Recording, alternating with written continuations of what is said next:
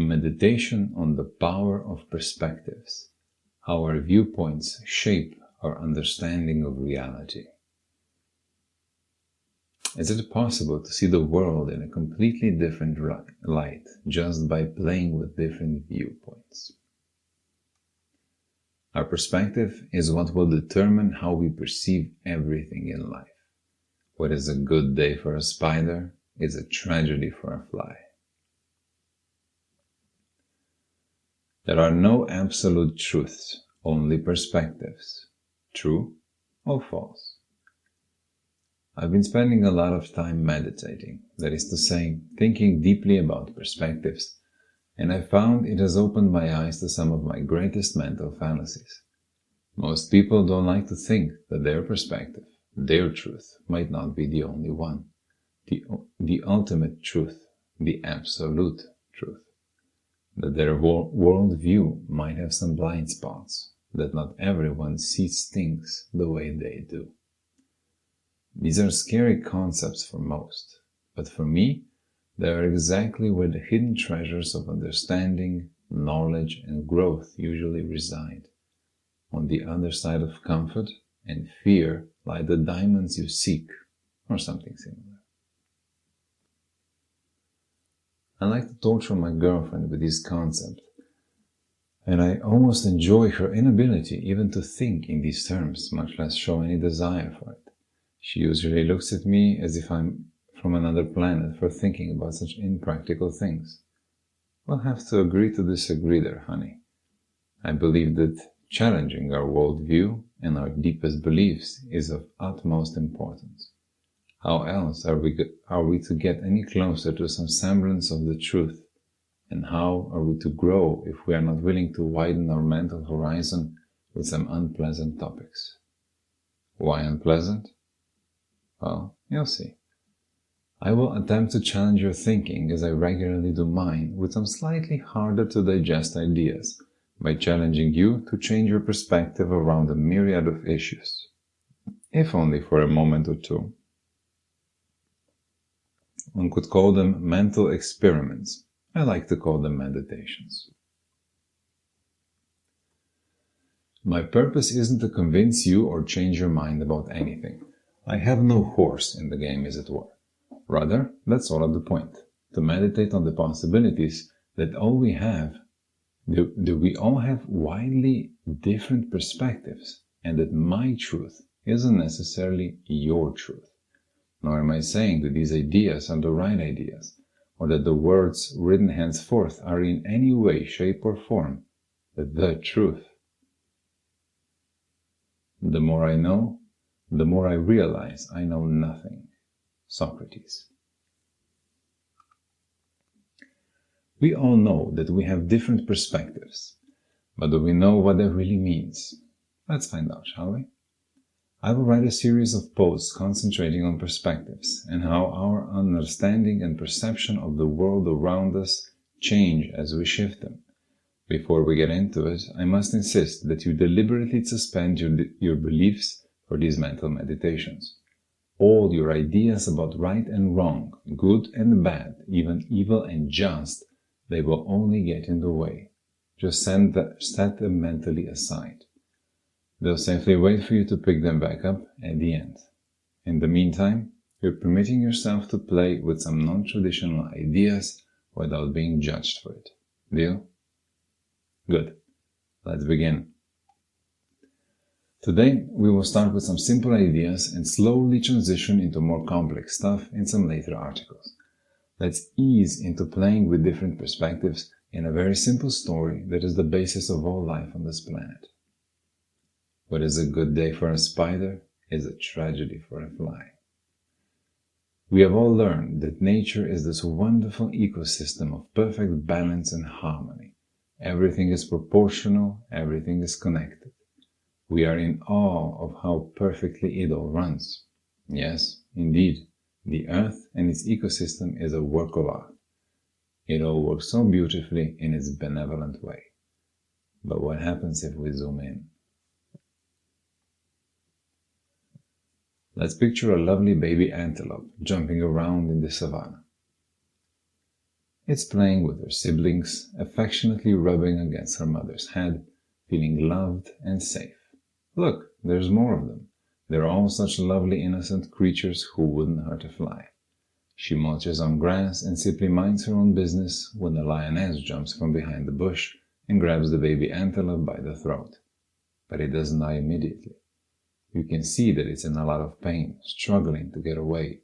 The lioness stands there waiting for the antelope to exhale its last breath, patiently, without the worry on its mind. The antelope's mother is powerless to save her, as she helplessly watches it dangling from the lioness's mouth, and all it can do is run away and hopefully take a few of the little ones with her to safety.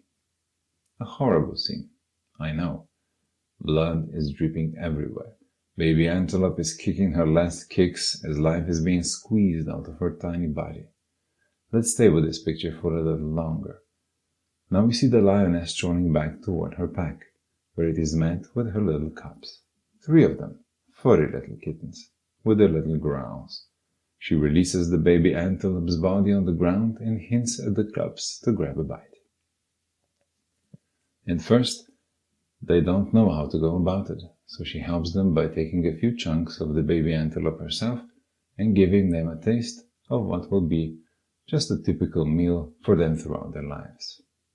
They soon learn to put their paws on the corpse and tear the flesh of the baby antelope with their sharp little teeth until the little bellies are full. After watching this scene for a while, you've now gotten to know the little lion cubs. Perhaps you even gave them cute little names. You cheer for them. You want them to live long, healthy lives. You don't even mind the blood smeared all over their adorable little mouths, do you? After a while, almost nothing remains of our little friend, the baby antelope, mostly just bones. The lion cubs were thorough. As they now lie in the shade of a nearby tree, one of the little cubs, one you perhaps named Simba for his big ears, notices a strange sound nearby. Curious to see what's causing it, he jumps up and runs into the bush. While sniffing around, just curiously wandering around the grass, he somehow steps on a snake, and he turns around in shock and bites the little Simba in his leg. As soon as Simba feels the pain, he runs back to his mother, frightened to his core and in a lot of pain. The snake also slides away as fast as it can, terrified for its life, feeling lucky to have survived the encounter. The snake was venomous. There is no helping little Simba, his mother knows. She can smell the venom in Simba's little leg. It's now only a matter of time before he succumbs to the poison and dies in pure agony. There is nothing she can do to save her little cub. Simba will never grow up to be the king of the savanna she was hoping he would become. As little Simba dies, she moves her pack to a different location, for she cannot bear the pain of looking at her lost baby.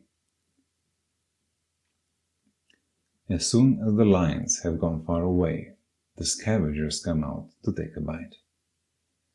First on the scene is a vulture scouting the lions from above. It knows that something is always left when the lions are done feeding. As it munches on the corpse of her little Simba, tearing it apart, piece by piece, a nearby hyena catches the smell of death. It's been days since it last ate. Long, painful days with hunger as its best friend. It chases the bird away and devours the little Simba until nothing is left of his little body. A few hours later, the hyena defecates on the ground and leaves the area searching for the next meal. As soon as it is gone, all the little bugs come out and start consuming its feces like there was no tomorrow. Soon, there is nothing left of what was once our beloved Simba, the would-be king. As the little bugs die, in their own due time, which usually doesn't last all that long, their little bodies get consumed by other, smaller bugs, and so on, and so on. Ultimately, whatever is left is always absorbed by the soil and used as natural fertilizer, growing new grass and new bushes until a hungry antelope comes by and eats them, thus completing this little circle of life. Alright, I know the story was a little long. Let's unpack. In the first scene, we might quickly find ourselves rooting for the antelopes and feel anger towards the lioness for killing the baby antelope. All perfectly natural, all perfectly irrelevant. From the point of the antelope, the lioness was evil personified, the stuff of nightmares, baby killer, murderer, and understandably so. The lioness did indeed kill an innocent little antelope and ended its life, taking the baby from its mother. All perfectly natural, all perfectly irrelevant. From the point of the antelope, the lioness was evil personified, the stuff of nightmares, baby killer, murderer, and understandably so. The lioness did indeed kill an innocent little antelope and ended its life, taking the baby from its mother. And here we, as observers, might find ourselves thinking the same thing, right? Lioness bad, antelope good. Tragedy, a life taken unjustly. From the perspective of the antelope, the mother, and her baby, in this particular scene, we would be right. The baby antelope did nothing to deserve such a tragic death, nor did its mother. The lioness is a murderous predator in this story. It did not have to take the tiny innocent life, but it chose to do so. So the lioness is evil, right? Does it matter to the antelope that the lioness had hungry cubs overall? No. Does it matter to the antelope that if there were no predators in this ecosystem to manage the numbers of the herbivores, they would multiply and devour all the plants until there was nothing left, only a desert devoid of all life? No. Does it matter to the antelope that by her baby eating that particular bush, some other creature will be left hungry, might even die if the resources are limited enough? No. From its perspective, things are clear. Its only priority is taking care of itself and its herd, its family. Nothing else really matters to the also benevolent antelope. Not even if that means the death of other beings, perhaps even of the whole ecosystem. It doesn't even notice all the little creatures it's devouring as it consumes plants, does she? How many bugs did it kill during this day alone? Hundreds? Thousands? Don't their lives matter? Why not? The antelope doesn't care one bit. The thought doesn't even cross its mind. And that is an important fact to keep in mind. Does that make it bad?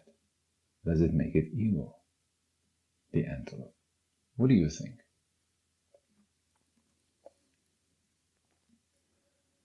How about the lioness's perspective?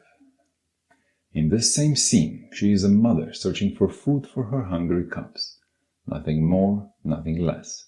She just happens to be a carnivore. The grass simply will not do. Her cubs need meat and lots of it, or they will die. So her only mission is to find food, kill it, and feed her babies.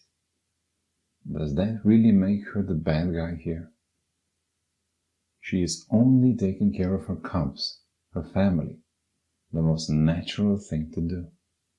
Would she be a good mother if she chose not to kill and let her cubs starve? Take a moment and think about this.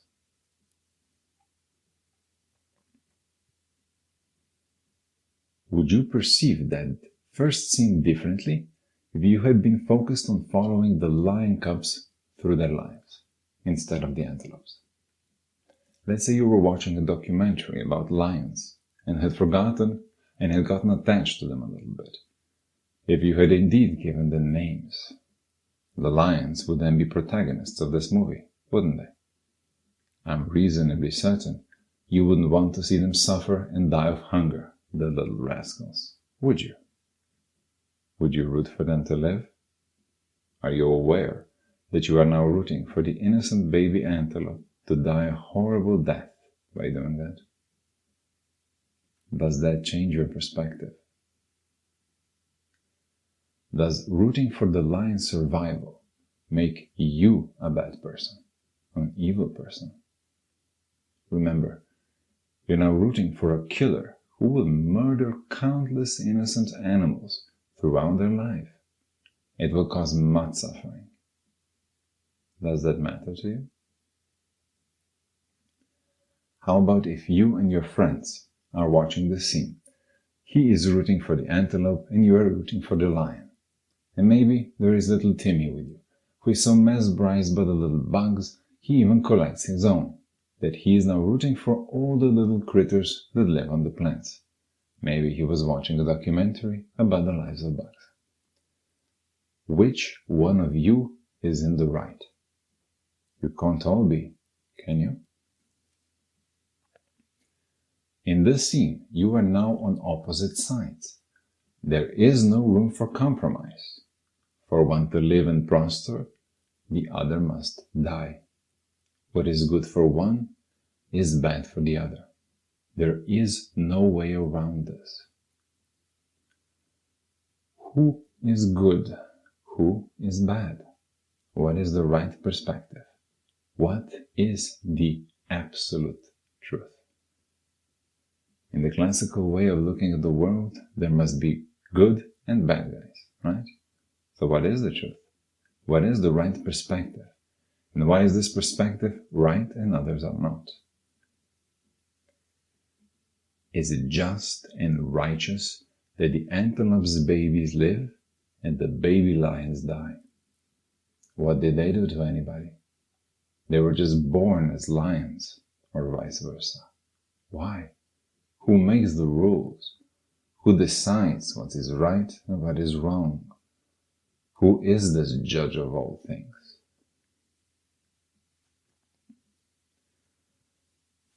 If you had the power to decide the fates of these little animals, what would you decide? Who would you kill? Who would you let live? Why? I'll mumble about the fourth option, where a decision doesn't have to be made. You know, teaching the lions to eat trees or other nonsense. Suck it up. Kill the loser in this war of perspectives. Make the decision and then meditate on your decision. Own it and then try to understand why you chose the way you did. Let's examine the second scene. The cubs have now eaten the baby antelope. They will live, it did not. Does this eating of the dead antelope make these little lions bad, evil even? Should they have sacrificed themselves so that the antelope had lived? Why? Who gets to decide this? Perhaps you're now in the camp that sees this as a natural instinct at play, that the killing is justified, because the lions will now eat their prey. It's only natural, survival of the fittest, and whatnot. If the lioness had just killed the baby antelope out of pleasure, even though it had no intention to eat it, would that make a difference to you? Would that make her evil? You do know that cats do this all the time, right? Hunt, mutilate, and murder little critters for fun. Are they the evil spawns from hell? What if there were no cubs in the story, and the lioness would devour the antelope to satisfy her own hunger? Does that influence how you feel about it? And then there's the snake. It killed the little lion cub we so lovingly named Simba, and it had no need, desire, or capability to eat it. It killed because it was afraid.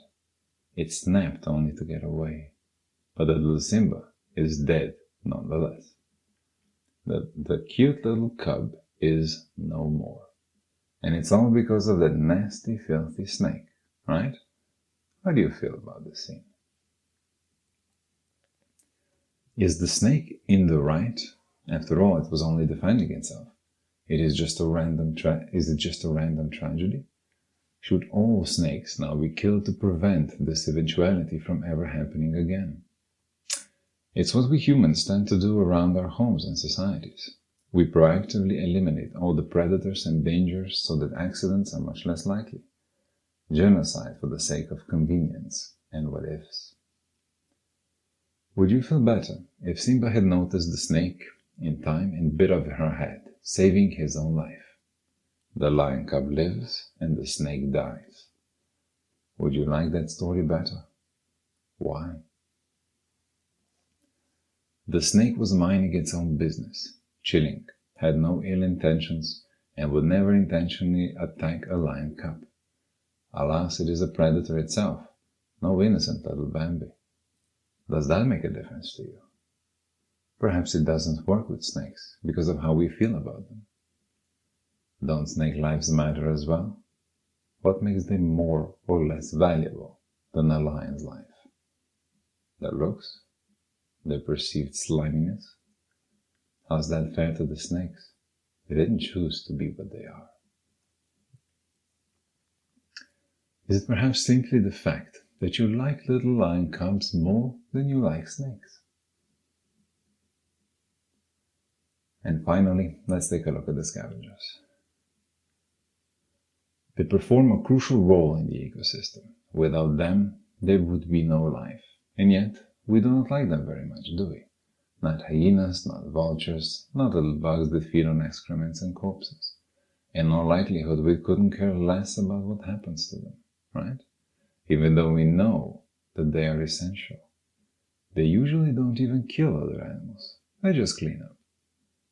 They're doing what can only be described as good, beneficial, honest work.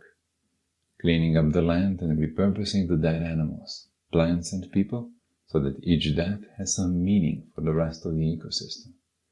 And yet, we do not like them. Why is that? Because they're not cute? Because they disgust us? After all, we eat corpses too. We just cook them before consuming them. We also, in a way, consume feces, albeit in the form of compost or natural fertilizer with which we grow our gardens. Not a pretty picture to think of it this way, is it? Just a slightly different perspective, I guess. Zooming out again, we see this perfect balance that is the natural world, where everything and everyone has its place, where every death is some other creature's life, where there are no sides, no good and bad guys, no right and wrong, only change and transmutation, only the truth that encompasses all the different perspectives and stories into one giant organism that is our beloved planet Earth.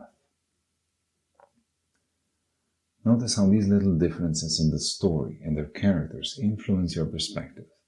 How quickly you shift from one extreme, life and death, to another. How strong you feel about certain aspects of the story and its characters, and how quickly our perspectives can be changed. What does that tell you about you? What does it say about your perspective? What makes you think that you genuinely understand the scene you are observing? Do you think a change of perspective might be beneficial occasionally? Can you now see that there is a real possibility there is more than just one truth? Think on this, and I mean really think on this. It all has relevance to our further delvings into the world of perspectives, as we will be going a lot deeper indeed. I will attempt to challenge your worldview by placing you into a mindset that explores different perspectives than you do. I might even go a lot further and challenge the ideas of good and evil by looking at examples that we believe are extremely clear to all. We will be playing with your emotions a bit and see if we can change how we feel about certain situations by adding new information about the situation or simply changing our perspectives. What do you think will happen once we take this game into the world of the human animal? Let's find out together. Subscribe so you don't miss any future posts. Thank you for listening. Thank you for reading. I love you all.